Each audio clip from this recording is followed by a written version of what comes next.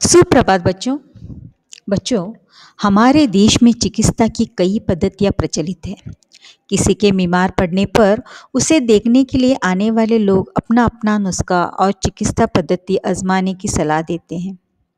चिकित्सा प्रणालियों के चक्कर में फंसे लेखक की बड़ी ही मनोरंजक कहानी है चिकित्सा का चक्कर। तो आज का जो आपका पाठ है बच्चों, इस पाठ का नाम है चिकित्सा का चक्कर।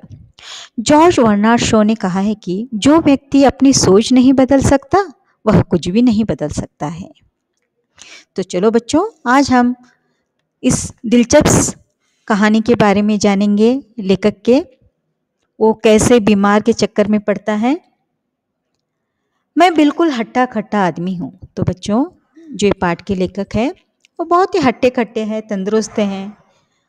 देखने में मुझे कोई भला आदमी रोगी नहीं कह सकता। उनको देख के ऐसे नहीं लगता है कि वो कोई रोगी है, कोई बीमारी है।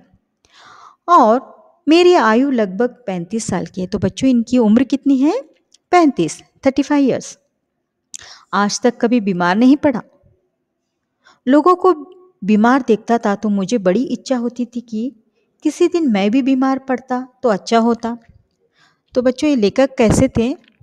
वो अपने 35 साल की उम्र तक वो कभी बीमार नहीं पड़े। हट्टे खट्टे थे, तंदुरुस्त थे, खा पी के अच्छे थे।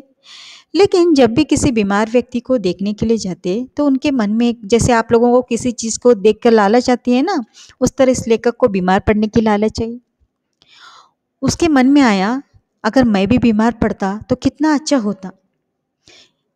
यह तो न था कि मेरे बीमार होने पर दिन में 2 बार बुलेटिन निकलते, पर इतना अवश्य था कि मेरे बीमार पड़ने पर दोस्त लोग आकर मेरे सामने बैठते और गंभीर मुद्रा धारण करके पूछते, कहिए बड़े बाजी, बेड़ बाजी, कैसी तबीयत है?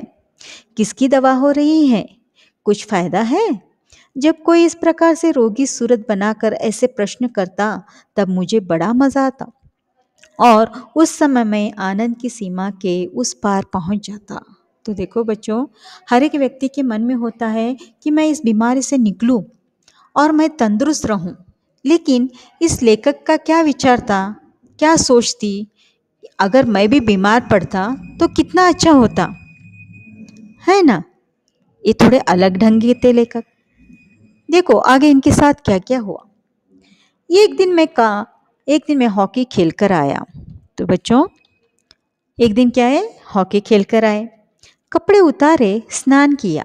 शाम को ही भोजन कर लेने की मेरी आदत है। तो उसे लेखक का क्या था, एक समय था जैसे ही वो हॉकी खेल कर आते थे तो स्नान वगैरह करते थे और फिर शाम के वक्त क्या है, वो भोजन कर लेते थे।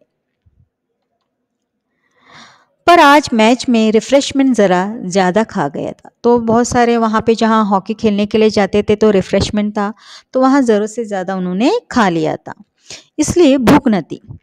श्रीमती जी ने खाने को पूछा। मैंने कह दिया कि आज मिठाई खाकर आया हूँ। तो जो लेखक है उनकी पत्नी, यहाँ पे आप उनकी पत्नी को देखते हो इस तस्वीर में।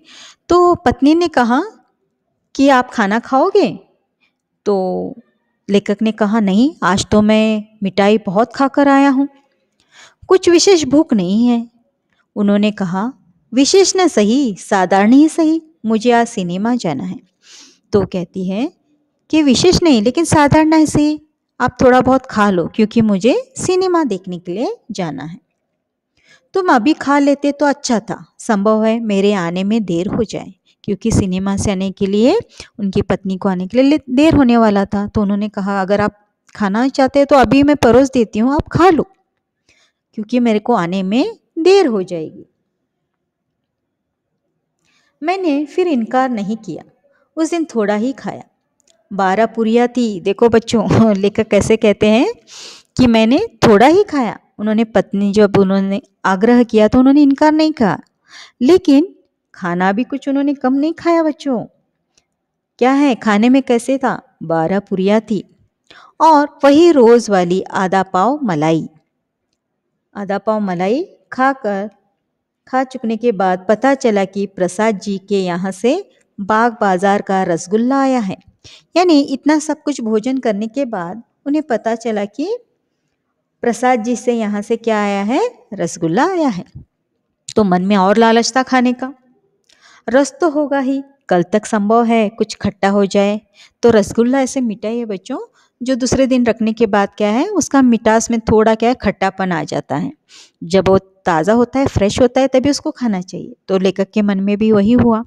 अभी ताज़ा क्या है, मिठाई आई है, अगर कल तक मैं उसे रखूंगा तो क्या है, खट्टे हो जाएंगे।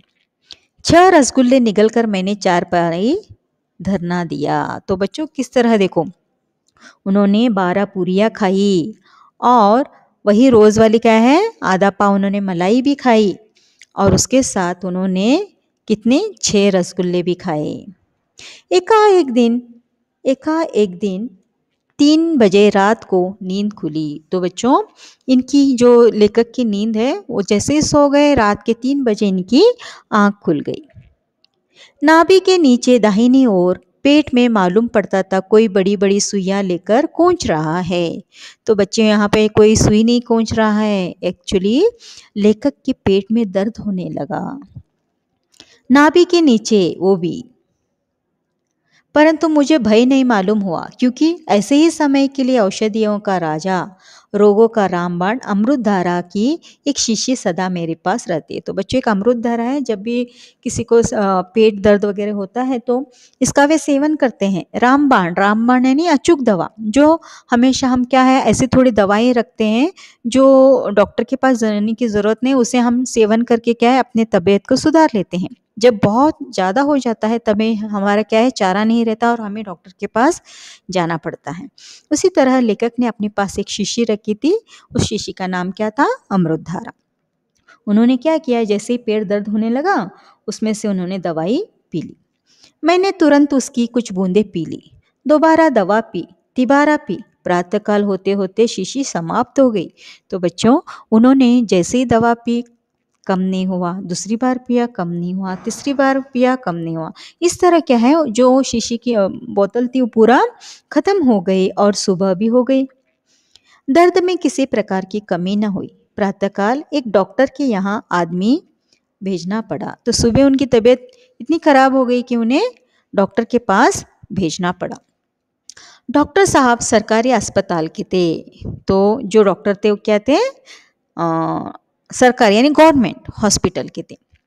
वे इक्के पर तशरीफ लाए। तो बच्चों जो डॉक्टर थे वो कैसे आए, इक्के पे ने टांगा, घोड़ा की टांगा पर, तब तो वही रहता था बच्चों। तो उस पे डॉक्टर जी आए। सूट तो वे ऐसा पहने हुए थे कि मालूम पड़ता था प्रिंस ऑफ वेल्स के वायलोटो में है। ऐसे सूट वाले का इक्के पर आना वैसा ही मालूम हुआ जैसे लीडरों का मोटर छोड़कर पैदल चलना। यानी उस डॉक्टर को देख के ऐसे लग रहा था जैसे वो मर्सिडीज गाड़ी में आए, लेकिन क्या है, वो इक्के पे आए। तो उनको देख के ऐसे लग रहा था जैसे वो मोटरसाइकिल छोड़कर क्या है, पैदल चलकर आए हो। मैं अपना पूरा हाल भी न कहने पाया था कि आप बोले जबान दिखलाइए।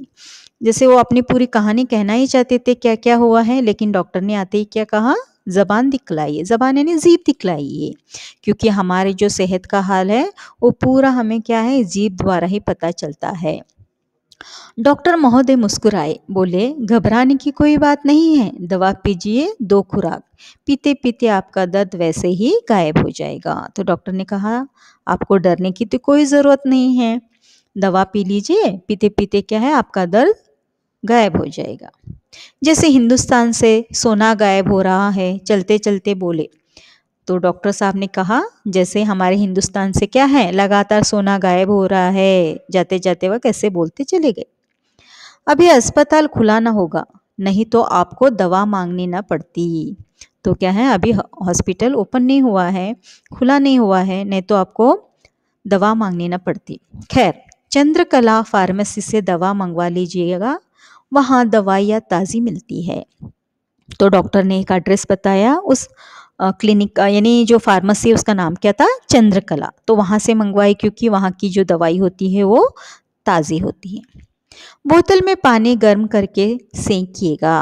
दवा पी गई, गर्म बोतल से सेंक भी आराम हुई। सेंकते सेंकते छाले पड़ गए पर दर्द में कमी न आई। देखो बच्चों किस तरह एक हट्टे कट्टे इंसान बीमार पड़ने लायक हो गया, क्योंकि उसका सपना अभी पूरा होने वाला था लेखक का। लेकिन वो सच में बीमार पड़े थे या उनके दिमाग में वो बैठ गया था कि मैं बीमार हूँ? तो इसके बारे में हम अगली कक्षा में जानेंगे बच्चों। आज के लिए इतना ही। धन्यवाद।